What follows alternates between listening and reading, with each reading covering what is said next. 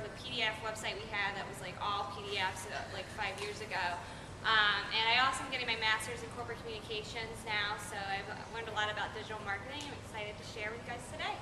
And Sonia Coleman, we work with her on lots of articles, and she gives us some consulting as well, so I'll let her introduce herself now.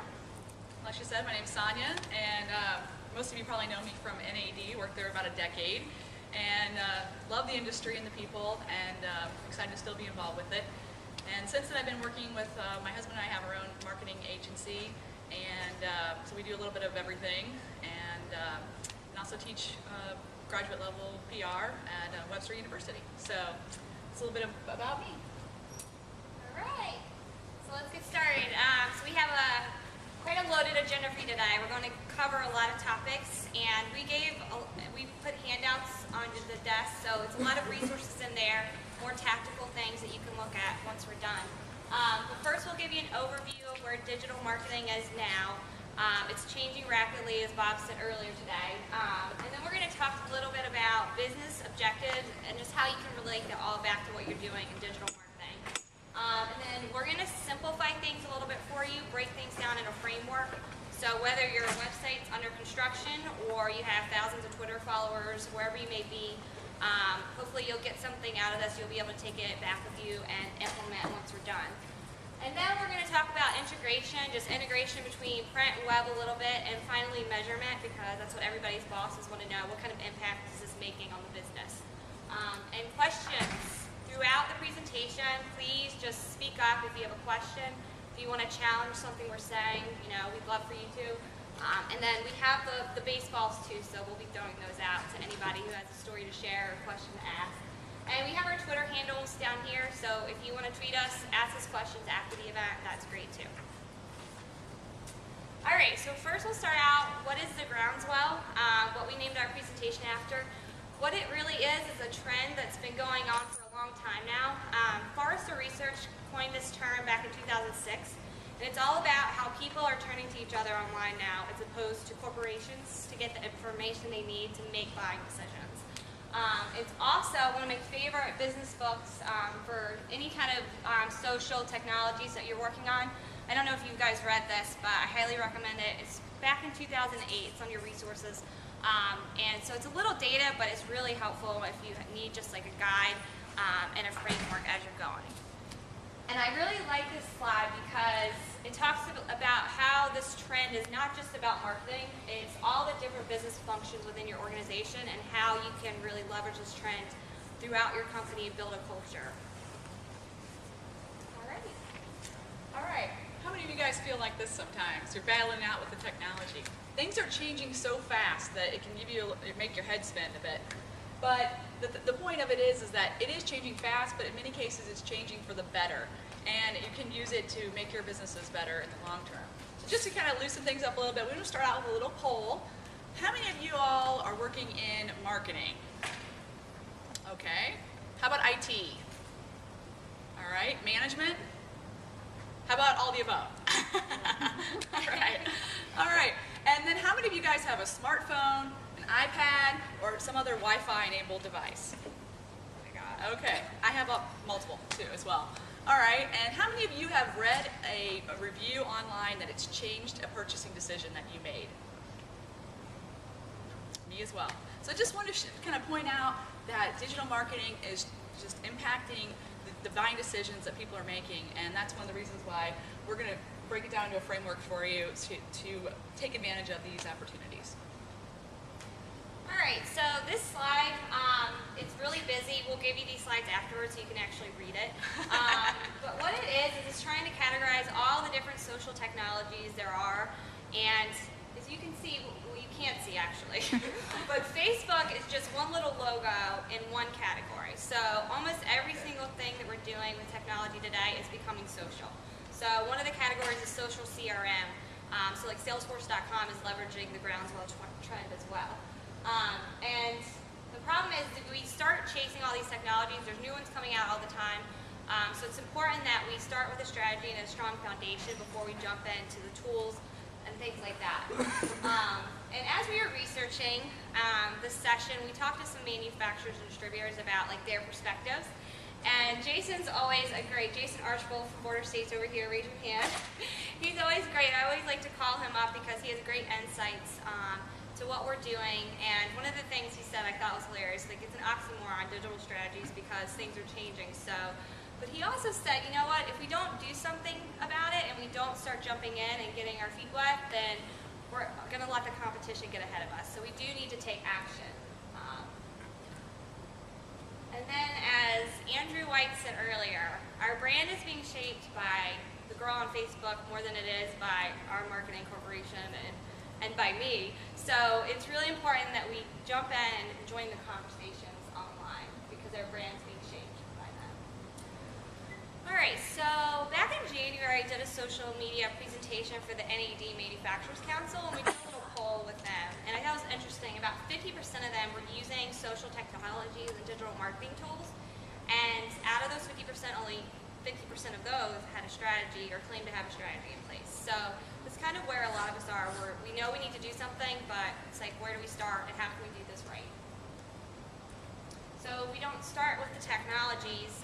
One of the things that might sound, like something everybody should know, but start with your strategic plan, your business plan. Relook at it, dust it off if you haven't looked at it in a while, because that's where you're really going to get the buy-in. I know a lot of organizations are like blocking these sites from your companies, and it's really important that you show them the value of things. So in your handouts we have questions that you can ask, different things you can think of as you're planning. But two of the key ones is just who are your audience and what are your priorities with those, because you really need to know what their self-interest is and the content that would relate to them they're interested in before you get started.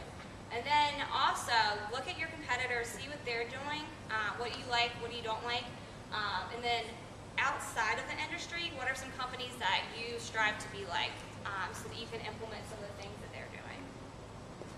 And then you have the sales and marketing plan. So this includes like traditional, all the things you're doing with like the events you're going to, as well as all the traditional print catalogs that you all have. And really this is where the integration piece takes place. You need to make sure everything's cohesive with your digital plan as well. So when you're doing the digital plan, just make sure when you're talking about what your goals are that you keep things smart, keep it specific, so you can keep your focus and make sure everybody's on the same page. So like one of the things, like instead of saying, I'm going to launch a website next year, try to make it a little bit more specific.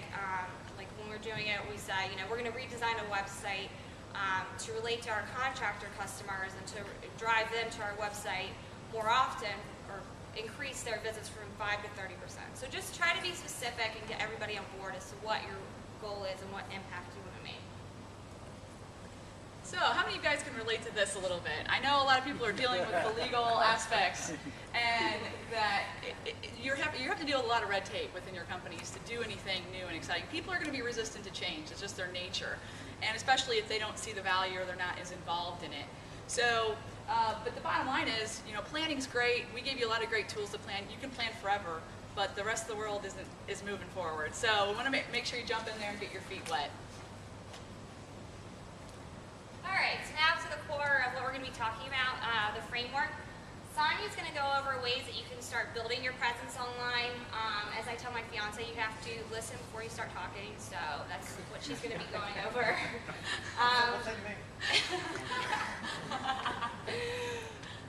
And then engaging. This is once you have your presence, how are you going to get other people involved? How are you going to get them to join the conversation? And more importantly, how are you going to add value to that conversation? And then finally, Sonia's going to wrap up with embrace. How can you use all this information you're getting online and actually use it? How can you get your customers to help supporting each other so that you're not spending all of your time answering their questions? And then finally, integration throughout everything that we do, just something to keep in mind. Yeah. Okay, making sure. All right, so the first step is to build. Obviously, you want to have a foundation for all your efforts. And the first thing we want to think about is, what do you think your customers are saying about you? You know what they say to your face. You know what they tell your salespeople. But let's face it, online is a whole other world out there. There's always going to be quacks. But when you're out there listening, you can find out a lot of other useful information. For example, you can find out what your customers think about your products and services for real, and your staff. You can find out about problems before they spiral out of control. This is a big issue because a lot of times something small starts out with just people making comments, and you can find out with, all the search tools available online before it becomes a huge crisis. And you can address customers and potential customers quite easily as well, and gain insight on what they want, some innovation. And bottom line, if the greatest thing is you can find out a lot about what your competitors are doing, and maybe step in there when someone's frustrated with a competitor and looking for a solution the competitors aren't providing. This is a case study that I want to walk through with you on electriciantalk.com. It's a forum where electricians get together and do a lot of talking. And Generac was being slayed in the comments. People were complaining about the product, saying it was cheap, it was terrible, all these things. So Bob Kramer, who's an employee of theirs, happens to be a master electrician, he decided to email some of the people that were making the negative comments. And of course, what did they do? They didn't email him back. They posted his email on the forum to talk about it. So he was a brave man. He went ahead and jumped on the forum and just got in there with these people and addressed all their concerns directly, was very honest, and in some cases, kind of in your face, but he did a good job. Bottom line is, as he went forward, some of his comments, he got some positive examples of people that did like the product, and then other people thanked him just for his willingness to get out there and discuss the issue.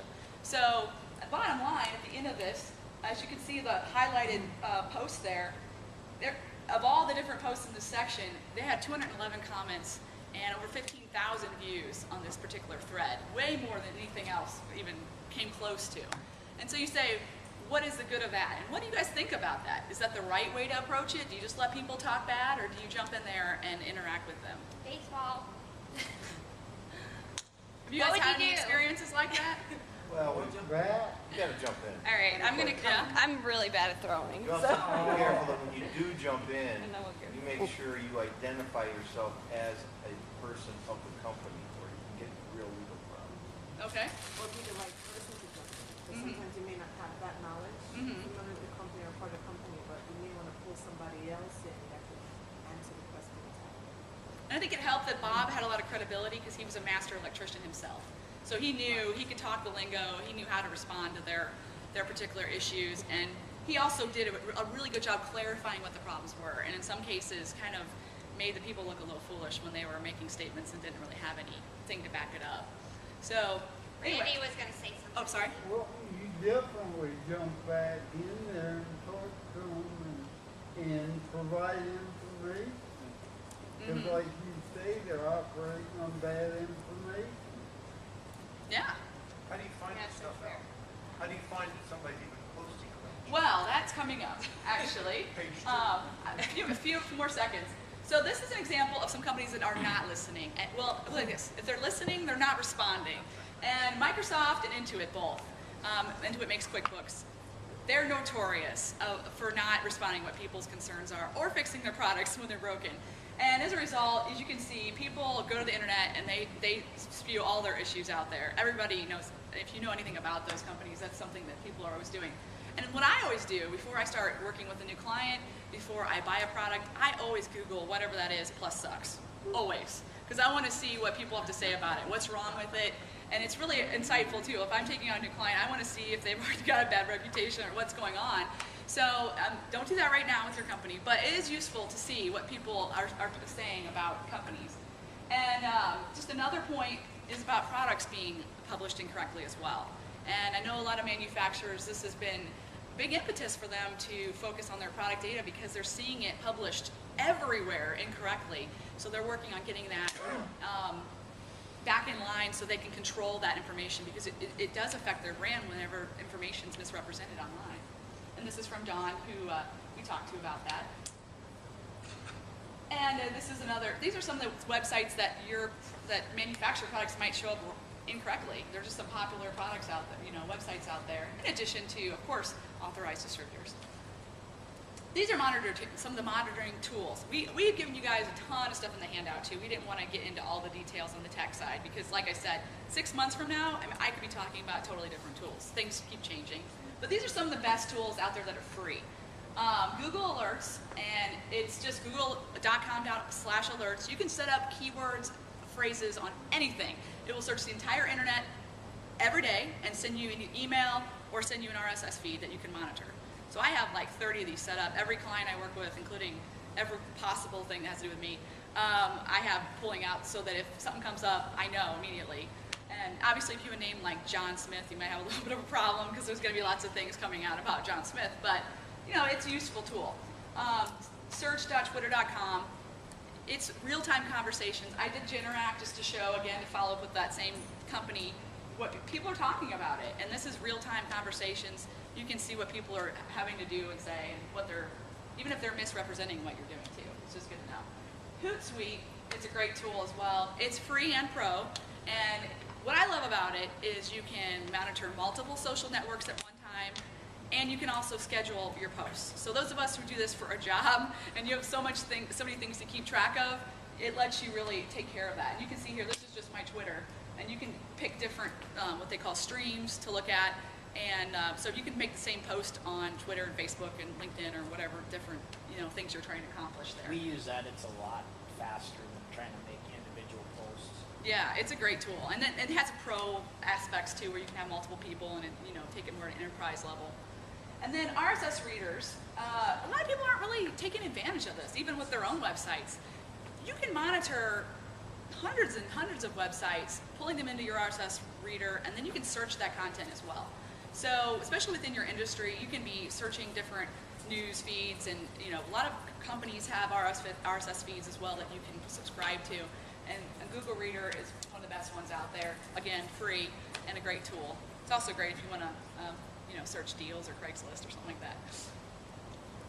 And then on the next thing we want to focus on building is your online presence. Obviously, website's a big part of it, but so is social media. One of the first things you want to do is review your statistics. If you're not using Google Analytics, you should look into it. It's very easy to set up and free as well. But you should also have some like server stats and some other things that come just with your hosting. So you can look into that. You should be able to find out how many people are coming. People are always confused between unique visitors, but you want unique visitors. You don't want to really focus on all the other stuff because that's search engine mumbo jumbo. But basically, you want to focus on that. You want to see where they're coming from. Are they coming all from direct links, meaning they've got you bookmarked? Are they coming from search engines? If they're coming from search engines, it tells you what key phrases they're searching for to find you. So it gives you an idea of what people are doing on your site, and like, are they staying there 30 seconds and leaving? Are they going on 5 different pages? It gives you an idea. If everyone's coming to your website and staying for 30 seconds, you're probably not doing something right. And you want to look and see how you can keep them there a little bit longer. So that's one of the first things to do. And then the next step is to say, okay, these are what people are doing on our site. Is this what we want them to be doing? And how do we get them to do, first of all, what do we want them to do? And how do we get them to do that? So you want to think about, helping them to focus on what you want them to accomplish. For example, if you give people, it's been proven, if you give people 3 choices or 30 choices, they're more likely to make a decision if there's only 3 choices. They get overwhelmed by 30 choices.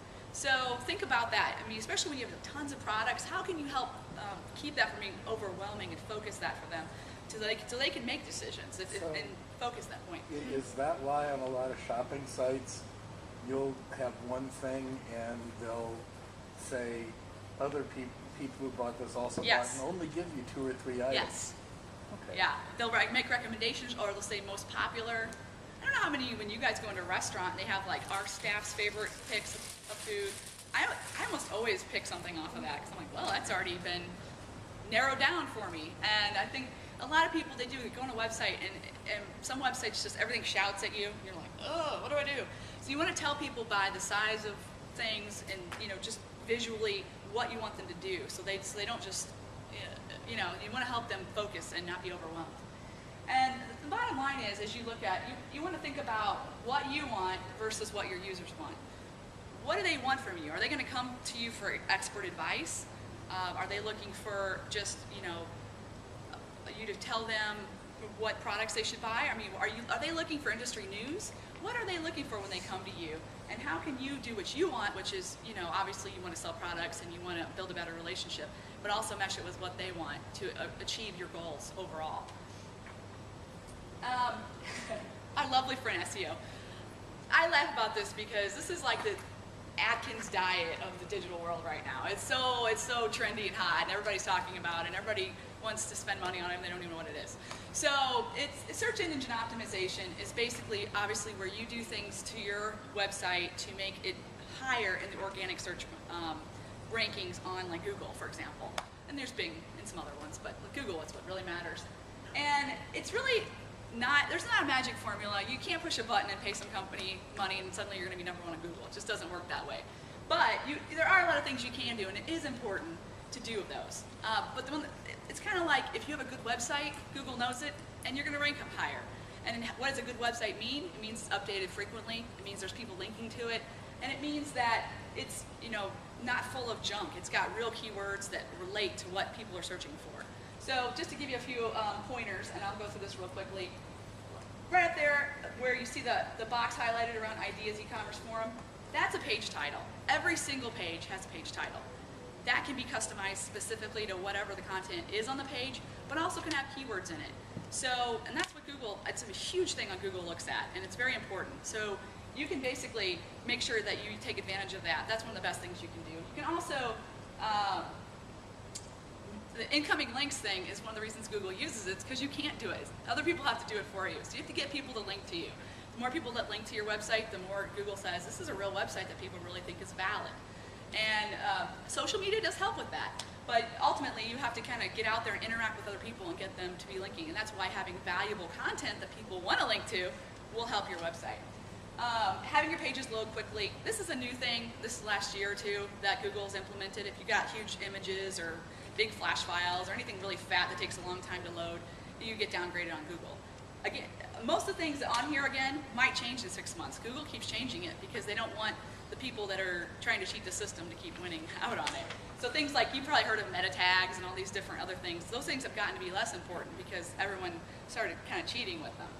And then, of course, keywords. If your website has the right words on it that people are searching for, you're going to rank higher.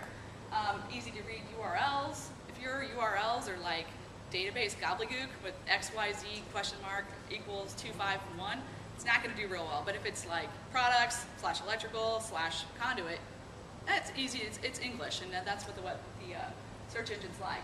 And bottom line is video. Google owns YouTube. It's the #2 search engine out there, and companies really don't take very good advantage of it. Most of the time, it's 12-year-olds using it. And so it Googles very well, and it does very well in search engines as well. Plus, you can link it to your site. So that's another thing you can do for SEO. And for video too, just make sure you have descriptions, and when she said consistent, make sure the keywords are consistent throughout YouTube, it's all about the integration throughout your website, so that Google sees your company and all these keywords through everything that you're doing, because they can't read videos. So. Well, and another thing to point out when it comes to keywords, Google does have some great tools under their AdWords section where you can use it to generate keywords for you as well. And you can see what keywords are most popular. I mean, they're trying to sell you ads, but you can see how popular certain words are and what might be effective. I know a lot of companies, they want to be #1 in every generic term there is, and it just doesn't work. You have to pick what terms you really want to be known for. You can't have them all, and you have to realize that, like, the most generic words are probably not going to happen. But there are some terms that might work out best for people, and that's what you have to do, spend your effort on thinking about. Okay, social media guidelines. Again, we talked about the legal red tape earlier. This is a huge thing. This is like what everyone's wanting to talk about right now is what are the policies, what are the guidelines, what are the rules? And the issue is that the public, they're not hindered by rules, and they don't have to wait around for someone to approve them to make comments. So it's important that you set rules, but it's also important that you realize that you can't handcuff people and not allow them to respond. Some of the best social media and digital media is when multiple employees are allowed to be organic and allowed to just be real and interact with people. And I know a lot of companies, it's blocked and it's not being allowed, but it's something that people need to consider. We've given you guys tons of resources in the handout again on policies and different examples of what companies are doing, so you can take a look at all that. But just want to go over a few major points that you might want to include before you get started with your employees. Follow the law. It's kind of basic. Communicate responsibly. Don't be a jerk. It's real simple. Don't say things that you wouldn't want your mother hearing. Clarify, especially when you're dealing with negative comments about the company. Clarify what the actual issue is. and then see where you can add value. And then make sure your employees know that whether or not they say they work for you or not, they work for you and they are reflecting on you, and they may be held responsible for their actions on the general world at large. I mean, even when people do things that isn't online, you know, stupid things, it still can affect their career, and I think they just need to be aware of that.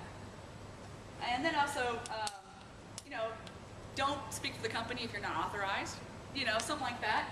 And don't share company confidential information or embarrass your clients or do anything, oh, this guy's such a jerk, blah, blah, blah. Sometimes people don't have the appropriate filter, you know?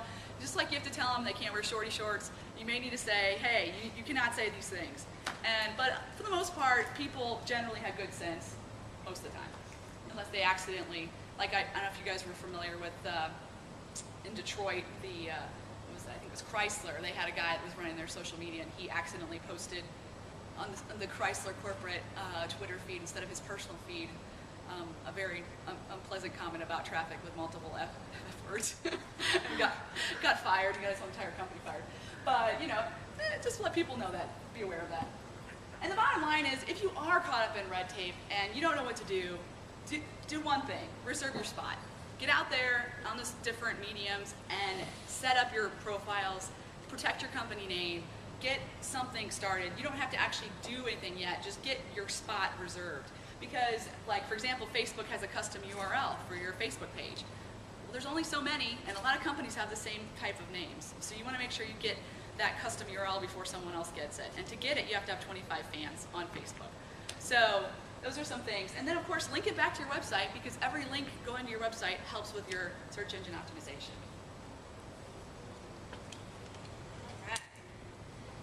All right, so once you have your presence and you have your listening, now it's time to start engaging in the conversation with people. One of my rules of thumbs, and Jennifer back there, she does a lot of our Twittering too, we always try to do 40% educational, 40% engaging with other people, like answering questions. That's our goal, and then 20% promotional. So we try to keep that in mind through everything that we do. And it's important, again, to add value to the conversation, not just to be there talking about yourself like they're doing here. Why isn't everybody responding to me? Hello, anybody out there? Because nobody really cares. One of the reasons why people follow, these are just a few reasons for Facebook and Twitter, but just in general, people really like special offers, and they like to be exclusive, and because they're following you, they like to get things back in return. So give them compelling reasons to come back. One example of that is, no matter how mundane your products are that you sell, people can get excited, and there's brand advocates out there like excited about electrical things, excited about anything. One of my friends could care less about paper towels, but she loves Bounty on Facebook because every Friday they give out $5 coupons to the first 5,000 people. So they have over a million people that are following them, and they're talking online, waiting for this update about this coupon, and getting really excited about their paper towels. So just an example of how the commodities are becoming exciting through these different tools. Another reason people follow: interesting, entertaining content. So one example of this that I saw in the electrical space was Grab Lighting. Instead of posting about the latest light bulb, the latest thing that they have, and all the features with that product, they're posting all these different facilities in which the lighting's been installed. So one of the ones that caught my attention was this Myrtle Beach golf club sign that looked really cool, and the lighting was neat, and they posted it up there. And it made it personal for me because my family goes to Myrtle Beach every year, so it caught my attention when I saw it pop up in my feed. So just like thinking about your users, and like I use Facebook personally, but I still follow businesses. So just thinking about ways you can make it more personal to your audience is a really good way to approach things. What's the yellow area in the chart? Let me see it. Well, the orange is the special offers. That's the one that the most reasons. The yellow is they're the customers. So your customers are more likely to follow you, of course. And then the next one's the interesting, entertaining content. And then the others just less percentages. But I'll send the PowerPoint out so you can kind of get an idea of everything else. All right, so I really like this ladder. This is Forrester Research way of categorizing how people are engaging online. So starting at the bottom, inactives, this is really becoming obsolete. I mean, 2006 they had 56% inactive, now it's 17%. This was done in 2000, at the end of 2009, so it's probably closer to zero now. And this is adult users. So moving up the ladder, you have spectators. These are the people that are watching what you're doing, paying attention online, but not really responding. They're just kind of waiting to see what happens and reading the material. Then you have joiners. This is my mom. I set up her Facebook account like a year ago. She really likes her social networks and connecting with people she hasn't met or seen in a while. Then you have collectors. These are the people that are really important to the future of digital marketing. They're organizing the content online, adding the tags, and just curating all this content so that you can weed out all the junk and get to the good stuff, the stuff that you're looking for. Then you have critics. These are the people who don't care to tell you what they think. They'll tell you anything. They're the ones reviewing your products online. And then next, conversationalists. They were just added in 2009. This is me. I update my social networking sites. I tweet. I try to only do it when I'm adding value or have something important to say. And then finally are the creators, the people who are creating the content online, publishing the videos, things like that. So the real takeaway of this slide is that you need to know where your customers are on this ladder before you start engaging, because you could spend all of your time setting up a LinkedIn group, and if your customers aren't conversationalists, they're spectators or joiners, they're not going to talk back in your group. They're just going to watch it, and then your group is going to be worthless. So, and then, I mean, you could be spending your time doing rating reviews if your audience is more the critics, which would be more valuable to them. And Forrester Research has a tool online, which is in the handouts too, where you can look and see where your audience fits based on demographics. But you can get really, really specific if you pay them a lot of money. Like you can say, like down to like the very, very nitty gritty of who your audience is, and they can do a report for you. And just to jump in there, on that electrician talk, if you remember, there was 211 people that commented and 15,000 people that looked at it. So there's a lot more people spectating than participating. So that's another thing to keep in mind when you're doing things. You may be having impact, but you're not necessarily always going to see that immediately because they may not respond directly. They may just be observing and taking that information in. And you may not find out later until maybe you have a chance to converse with that person or something else like that. I know there's a lot of people, and that's probably, I know a lot of probably electrical people are kind of in that spectator phase still, I would think. But this is something to keep in mind. Yeah, definitely. And it's also important to, like she said, like keep things going. I mean, short term, you're not going to get a lot of short term results from some of this stuff. You have to like stick it out for the long term, and you'll see it happening. I saw Jim Lucy was telling me, he was like, yeah, we're starting to get more traction. I mean, that you start these things, and then, you know, after you add value for a certain amount of time, you'll start seeing, like, your numbers will keep going up.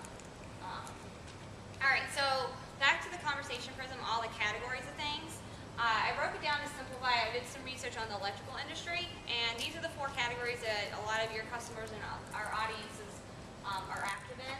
So first, the forums, discussion boards. Sonia already went over Electrician Talk. It's got over 17,000 contractors and electricians on there talking about products every day and tagging them with your company name so you can easily find them. And then there's other forums out there, but the takeaways, best practices from this is to listen to what they're saying, and then you can develop marketing materials based on that. So if everybody's asking questions about something, then add it to your FAQs for your corporate website, and do things like that with the information that you're getting. Then you have corporate blogging. This one's also been around ever since the internet was there. It's been around for a while, and a lot of the media and the publications in the industry are going electronic, like Jim Lucy's electrical marketing blog and others. And it's also important, like Twitter is a micro blog, so it's a blog, but you can only have so many characters. So a lot of our audience in the industry is on there, engaging every day too. So for this, the big best practice for these is that you need to be authentic when you're doing this stuff. People can read through PR agencies. If you're sending it off and you're saying it's a CEO blog, but it's really your marketing department doing it, they know.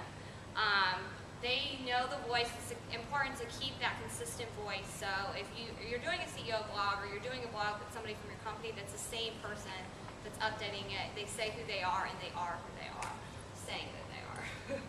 So that's really important. And then also just making sure you keep it a little personal. I mean, everybody's got a personal life. We're not just all business. So people like to see that, you know. Hey, something about your family every now and then. It's good to just, you know, make sure that they know that there's a human on the other end of the computer talking.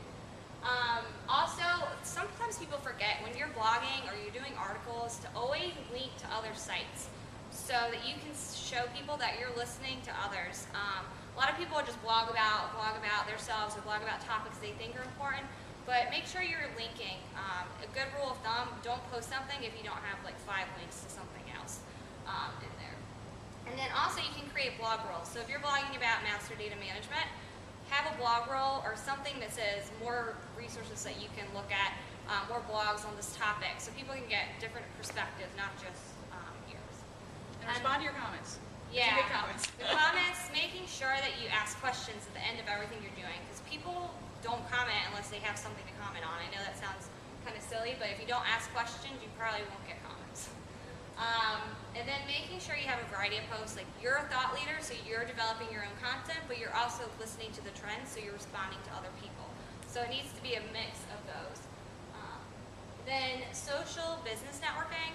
So everybody knows about these sites, except maybe some of you, Google Plus is pretty new still, but it's the fastest growing community out there right now, and they've had 25 million people subscribe to their site in the first month. So it's important, like she said, if your company doesn't do social networks, that's fine.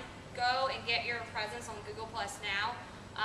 You don't have to be active, you can keep it to where people can't find you, but Are they allowing corporate signups yet? They're still Not yet. no. It's well, more individual still. Yeah, but Google stuff is still it's still individual. well, your growing. personal, get your Yeah. personal one. I'm already there. Yeah. Yeah, I just have mine. I mean, I haven't done anything with it, but I at least have my name, and I got my username out there so that I claimed that.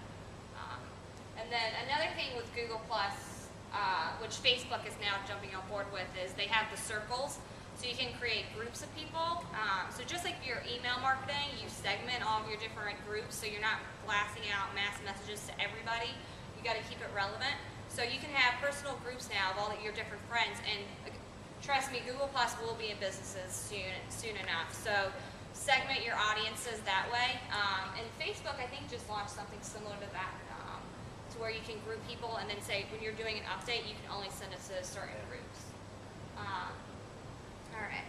And also keeping in touch between in-person meetings. I'm really bad with names, so if I stare at your name tag sometimes, I'm sorry. But it's really good to use LinkedIn and all those different tools to kind of like test your memory, to make sure you know before you come to the event, after you come to the event, and keeping that personal connection when you're not able to get together in person. All right, so multimedia, just pictures, podcasts, audio, visual, these types of things. The big thing about this is that it's important to have different, Dennis back there is going to be talking about generational differences tomorrow and different learning styles. So people learn in different ways. A lot of people are visual learners. Some people would much rather watch a video than read a long article. So just making sure you give people options and that you're repurposing things that you're doing, adding them to YouTube. Don't just, exclude it to your site only. Add it to YouTube so people can share it. And they won't share it unless it's entertaining. So don't do dull corporate videos. Try to keep it exciting and fun for people. All right, so just a couple examples as we go. People engaging, I think that are doing a really good job. Samantha's the marketing manager at Lithonia, and she's really passionate about LEDs. So she's adding value out there. She's got over 1,000 followers. She's the spokesperson for the company. She's listed 50 times. So she's doing a great job doing that. I mean, there's pros and cons to having spokespeople. It's great because you can put a face to the company. That's one of the biggest pros. And I just want to jump in there too. Earlier she mentioned the CEO issue, and those of us who work with CEOs know they don't want to write all their own stuff most of the time. At least it's been my experience. So another thing to keep in mind is you can have other people be your face. You can have multiple faces out there to interact with people. So just keep that in mind. It doesn't have to necessarily be the CEO. It can be someone who's a product expert or someone that has some other area of expertise that can build their own kind of network or blog or Twitter, whatever it might be. But you can definitely take advantage of more than just your top leadership to be communicating and promoting your company. All right, so we're running out of time, unfortunately, so I'll keep going fast. Someone at Lecturing, they do a great job. They have a good variety of tweets. They tweet about their contests, but most importantly, they build supplier relationships. So they use Twitter to mention their manufacturers to let them know when they're doing counter events and things like that. Show how they're adding value to the supply chain. So I thought that was good. And then it's all about building trust. This is from Edelman, does a trust barometer every year, and it just shows how important trust and transparency and communicating frequently online is becoming to your corporate reputation. Financial returns, not so important anymore after the recession. People just want to know what's happening at your company. They don't want to look at your corporate report about how much money you're making. So this just shows some of the things, like it's all up there with the quality of your products. All right. This last section we're talking about is embracing, which is getting, interacting with people and supporting that and kind of building the community to create more innovation. People are more willing to trust each other than a company, and they're also more willing to help each other. So how can you take advantage of that within your company? And it makes a lot of financial sense too. An average call to a call center is $7, and a tech call is 2 times that much. So if you can take advantage of what you're already doing and do it in some way that can be reproduced online, whether, like, if you're answering a question on the phone, it's only between you and one other person. But if you can answer that question online in some way that can be searched, it could be seen by hundreds of people and could maybe allow people to get their own answers even when you're not even open. Why people help each other. This is a really important thing to point out. There's a lot of people, they're looking for recognition, and they're looking for gratitude, belonging, influence, and they're not necessarily getting it in their life. So they're looking for ways to interact. This is one reason why online is so huge. People find they get something out of it. They find value, and they get to help each other. For me personally, I had a problem with QuickBooks, and I was searching, trying to find this solution to this online. I found a blogger who had the same problem, and he had a workaround for it, but he didn't explain it in detail on his website. So I emailed him and said, hey, can you give me this particular code I need to fix this issue? And he emailed me back within a day, gave me what I needed, and fixed my problem. I didn't know who he was. I was shocked that he responded to me at all. And I thought, wow, that's really awesome. Some just guy out of the blue helped me out. And so I try now to help other people out too. When I'm on LinkedIn or anywhere else and I have, people are asking for recommendations and they need help, I try to help them out. And even on like Electricians Talk, a large part of those conversations are people saying, I have this problem. What do you guys think? And other people are providing answers. And this example up here is from Basecamp. This is a project management. It's for profit, and they have like their normal help and all those sort of things, but they also have Basecamp answers where other users help each other. And I actually prefer this in a lot of cases, especially with software, because sometimes when I go to help, I just can't, I don't know if I just don't use the right words. I can't find my answers. But if I go to other people that are using it, I can almost always find my answers twice as fast. They speak my language. And sometimes, the people that are on the same field can answer each other's questions better than maybe even people that are from the company. So to foster a knowledge center, there's a lot of ways you can do this. It doesn't have to be a huge expense. You can also use like social media. You could use, LinkedIn's got groups. There's, different ways you can interact with people through that. Obviously Facebook does as well, or you can use it through your own website. You can use a password protected thing. There's a lot of technology right now that doesn't have to be a huge deal to implement. And even just if you had blogging and let people make comments, there's ways you can interact and kind of help people help each other. Let's see if there's anything else. Basically, the other thing that I think is so great about these kind of things, people want to know more, and they want to necessarily know it when they want to know it. They have their iPhone in their pocket, and a lot of times, I don't know about you guys, but I am looking for my answers at like midnight, and there's nothing open. And so if you can make it where people can get their answers immediately through your website or through other things you're doing, you can help your business, because they're going to be happy if they get their answers.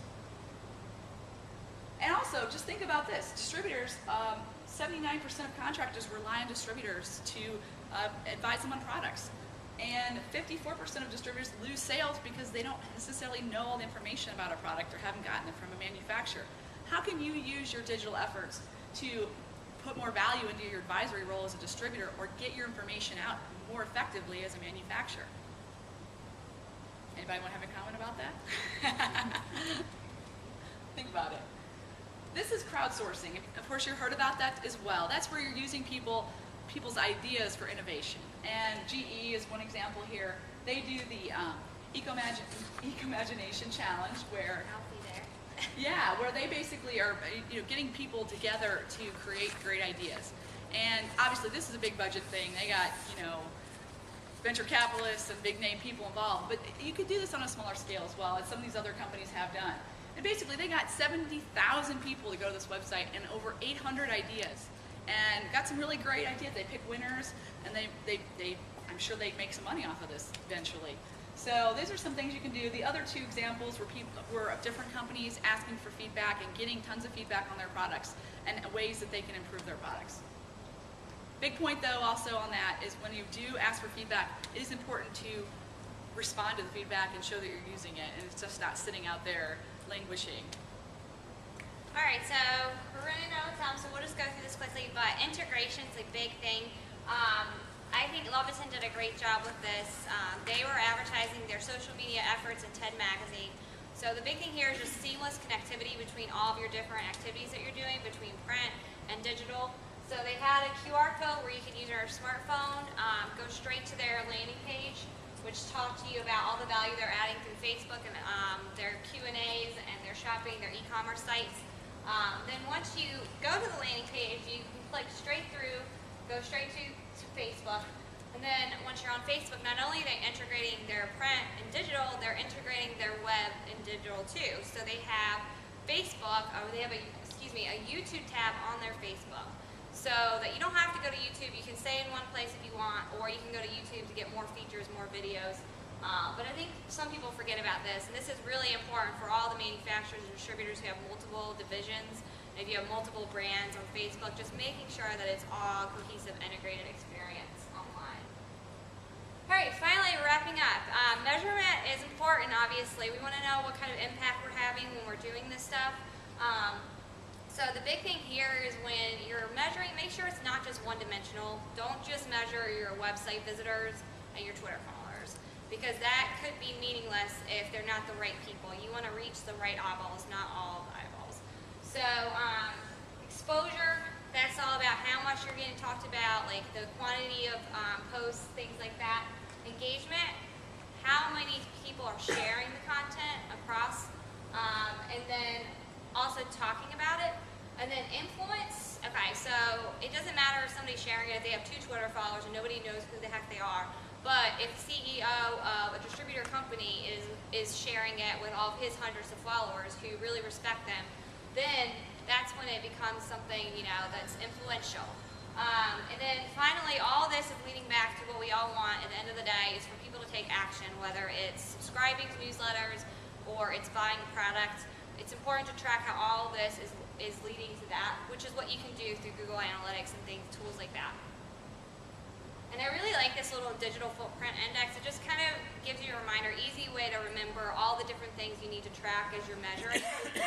So height, that's about quantity, quantitative measurements, how much, how many conversations. Then you have width, that's the sharing and the interacting portion, just making sure that you're tracking that.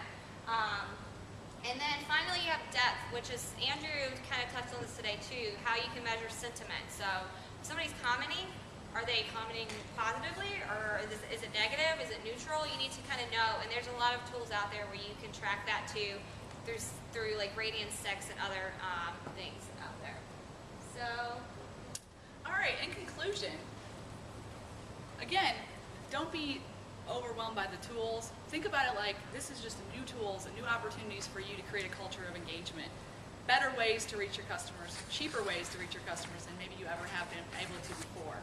You can think about how you can make your company operate better, what technologies you can do to save time and service your customers better, and grow your relationship with your customers. You can set up, instead of just having maybe one level, you can have multi-level relationships with your customers, because you can interact with people that you might never see that are within the back office of the company. And you can also use it, these are just a few things you can do to use digital marketing that I think are a bit underutilized. Recruiting talent. I mean, you have all these people working for you and they have all these networks of people that they know that are probably good people. And so often I think companies are using the online space to make it more challenging to get good people. They're putting up more hoops and making people fill out these 3-hour online forms to get a job instead of using that networking to get better people in there. And gathering ideas for innovation. How can you, people have different ways of thinking than maybe what you've already thought about, and it's just good to get out there and find that. And creating direct line to customers. We didn't talk a lot about email marketing because a lot of people are doing that already, but these all can funnel into you getting direct contact with people, whether it's through email or social media, and have those more and more interactions. One of the things we talked a lot about when we were talking about this is how relationships have been evolving from just, you know, the face-to-face, and then it was the phone, it was the fax, the email, and now it's all these other things. And a lot of people are afraid, they feel like relationships are becoming, you know, this versus the face-to-face. But you have to see it as you're maybe getting different types of interactions with people. Maybe, and I know, for example, I have a lot of smaller interactions with people, but just as valid interactions with people. And a lot of times I'm able to maintain relationships I wouldn't have maintained before. And I do feel more warm and fuzzy towards some of the companies that I deal with because of some of the social media and things I do with them, because I feel like they're real, they have a real veracity to them that maybe before they were just, you know, before it was all just about price, and sometimes you can build that warmth that you couldn't have built before. And these are good tools for that. And bottom line, you can also gain market research and customer data. I mean, in the past, you had to do focus groups, you had to do surveys, you had to go out and send your salespeople out, talk to people. There wasn't really a good way to gather this information in a cost-effective way. It was kind of not really easy to do if you were a smaller company. But now there's all these great ways to get information about your customers and about potential customers, and even research maybe new markets that you're interested in going into. So there's a lot of opportunity there that can be accessible for a lot more affordable ways of doing it than in the past. So I think the key is to not be overwhelmed. Realize you can focus your efforts. You don't have to do everything at once, but you have a lot of opportunity before you if you want to go forward with it. All right, so we're out of time, but I'll do one last question if anybody has one. All right. Well, Jason and then Rich. Where do you start? Yeah, so we covered a lot. Let's say you have to take, you're just getting going in social media. What would you kind of suggest is that first 1 or 2 steps to get you off to a, regardless of what path you go down? What would be that first 1 or 2 steps to really get you in a direction? I think, just real quick, because I mean, I started Idea social media efforts. I think the biggest thing, I did a social media comprehensive plan, and like I said, I started with the business plan and kind of related it all to that. But I did that first, and then I talked to Bob about it, having one-on-ones with like your CEO about it, talking to them about the importance and giving them examples of all of your different customers that are there so they can say how it's relevant. And then the next step I would say is doing training with the staff, getting them comfortable with it, because you don't want to just say Border States is on Twitter or Border States is on Facebook, and then the staff, that like none of the staff knows what to do, and it's kind of scary for them and they don't know how to interact with it. So I think those would be the first 2. I think the challenge is that the online world is very collaborative, and companies seem to want to restrict people from having access to these technologies at work. So if people are going to participate, they might have to do it on their own time. But if they're passionate about it, they probably will. So I mean, sometimes you have to go around what you're allowed to do at work because you're not allowed to access some of these things. But your customers are in a lot of cases, and some of my clients I've seen, they've definitely used it. It's really like Facebook is really, once you make all those connections, it can be really effective for getting people to take action, especially if you want them to do something, even if it's try out a new feature or fill out a survey or something like that. It seems like that people are more responsive, that they don't delete it as fast as email. It seems like that way. So I think those are good first steps. There you go. Rich, we'll do one more. Any other? I'm wondering how important is it, or is it important to be involved in other people's stuff, other forums, is there a strategy there? Is that a way for us to get going? Definitely, I yeah. think so. I mean, does it improve your relevance or anything like that? Yeah, I mean, the first thing, that's actually another good place to start. If you don't have your own presence, just start interacting. I mean, we have like, I know EW, TED, like all these different like thought leaders, publications, they have groups where you can interact and reach hundreds and thousands of people through there. And all your local areas do too. I mean, yeah. LinkedIn's got a lot of good local groups that you can be involved in and answer questions. Yeah. And, you know, post St. things. Louis, I think the we found biggest the thing St. that Louis. people do wrong is they just talk. They just, it's like cluelessness. They just shoot out all this, you know, blah, blah, blah, blah. And people just can see right through that. You know, it's like, oh, come to mind. You know, it seems like that's what I think turns people off. But if you can do things that are valuable, people like information, they like to learn. I mean, this is the reason why people are going to their doctors and telling them what's wrong with them, because they've already researched it. People want to, they're doing their homework, and if you can help provide them with information, help them be more educated, they're going to like that. And sometimes you don't even have to create the content, you just have to point them to the right content. You have to say, hey, this is a great article I read, or, you know, this is something that came out in this industry publication that was really interesting. This was the market analysis that came out that we read. Or, you know, it doesn't even have to be like a huge thing. It can be like a headline or a sentence or two.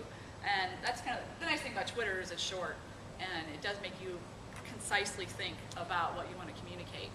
But I think a lot, getting out there and just monitoring to see what people are doing first, and kind of understanding where your customers are at. I mean, that's why I think that ladder was so important.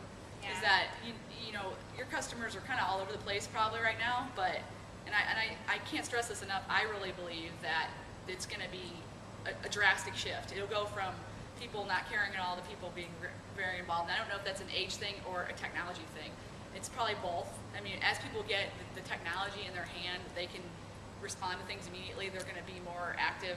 And then also, I think as the younger generations, you know, that are more familiar with this become more powerful, it's also going to have an impact. So I think, but I think it'll happen really fast. So I think that companies should be ready for that when it does happen. All right, well, we need to get out, but thank you so much for coming, and feel free to stop us tonight if you have more questions. We'll be at the dinner tonight.